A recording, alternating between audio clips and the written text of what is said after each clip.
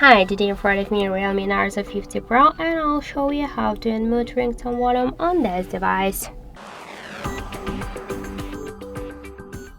So first, let's open the settings application and then tap to the sounds and vibration.